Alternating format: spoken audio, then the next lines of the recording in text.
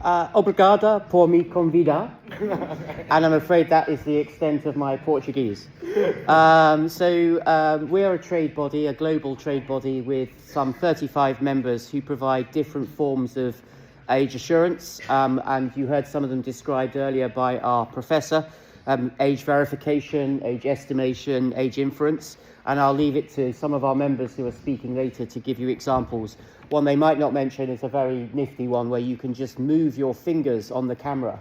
And because of medical science, they can tell with a reasonable certainty if you're over 18 or under 18. That one kind of blew my mind, and I wasn't really sure it worked. But we've done a big trial in Australia of all of these techniques, funded by the Australian government, and they are now all being robustly tested with 1,000 kids in Australia trying each of them, and we have statistical results. So we know the technology works. Now, we're policy neutral, so it doesn't matter to us whether you want to do what the Australians have done and ban kids from social media. We're a little uncomfortable with that, but, that is an option for politicians. We don't take a position. Or just to add the extra protections that we've been hearing about from the sponsors today that they want to give kids. At the end of the day, you still need to know whether it's an adult or a child, and ideally what sort of age range of child as well. And so that's what we're there to do. Now, I think there's good news and bad news for Portugal. I mean, I guess the bad news is you're the last. You're a bit behind. Lots of other countries have moved forward to protect children online. I was quite shocked to learn that kids can still just actually even gamble online. That was amazing to me. But the good news is you have what I would call second mover advantage. So you can learn from the mistakes of everybody else. You can come very quickly to solve this problem. We're seeing this in Brazil at the moment, where they have a very short period of time to implement age restrictions, but they're borrowing from the learnings in Australia and the UK and different regulators in order to do that. And that's great because it makes things more consistent around the world. So I do think we'll look back in 10 years' time at what we allowed our children to do online with some degree of horror. So I think it's good that you're catching up now. As an association, we work on international standards to try and have a consistency around the world, makes life easier for everybody. Those standards talk about not just accuracy, but privacy and security. We're working on interoperability, which perhaps I'll come back to later on. And we liaise with regulators and lawmakers to try and help them make better laws and better regulations. You'll have seen in the UK, we brought in age verification a few weeks ago. There were a couple of little issues. People were able to use a PlayStation game to fool one of the estimation things. But what we learned was this was because platforms had decided deliberately to have a lower level of accuracy, and that is their decision. They have to go and answer to that to the regulator. But we're very confident in our technology, and I think it would be available to Portugal if they ever wanted to move forward on a policy. Yes, I'll try to keep this brief because this is perhaps like the second stage. The first stage is to bring in basic age checks.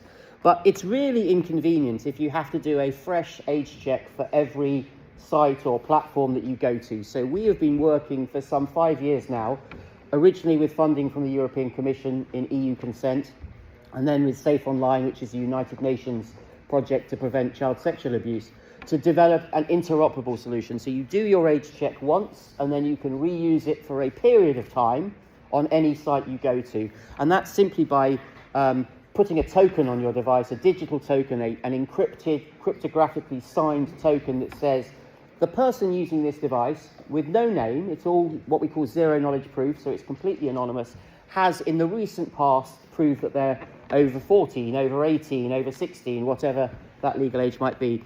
And there are a couple of options there. The EU consent model is called Age Aware. There's another one which only launched like a couple of weeks ago called the Open Age Initiative. They're both very similar. And that's the sort of private sector approach. The European Union has just recently run a project to create its own app, and we heard about that earlier. I'm part of the implementation team for that, so I know a little about it.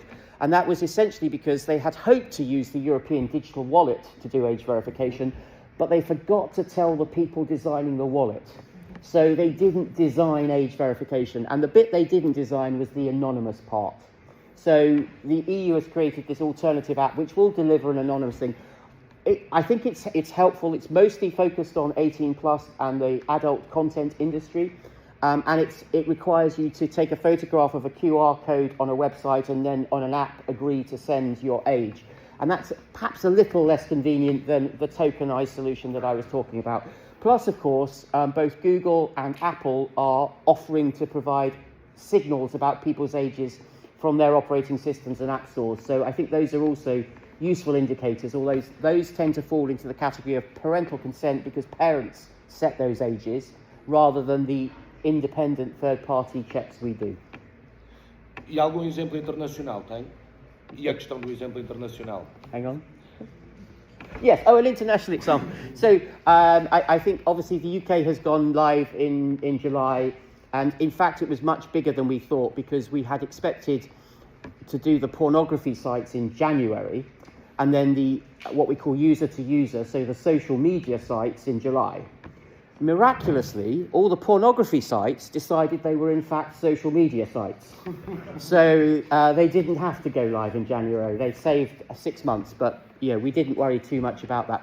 But it did mean that in July it was massive. So there were not just the adult sites, but Roblox and Reddit and Discord. Lots of different companies have been introducing over the last few weeks and months age restrictions. So it was a little nerve-wracking. But I think it went very well. And we heard a little bit earlier about VPNs, the ability to pretend you're not in the UK. We know only about 250,000 more users out of 64 million people or 70 million people in the UK are using those. And as John said earlier, we don't think many 8-year-olds are using this complicated technology. And we now actually have some good evidence last week to show that's true. So I think it's been very successful. And the noise has settled down. People are just getting used to it. Nobody is saying, really, this is a sacrifice of my privacy. I think we've finally ended this misunderstanding that you can either have privacy or you can have age verification. And that's not the case. With modern technology, you can have both.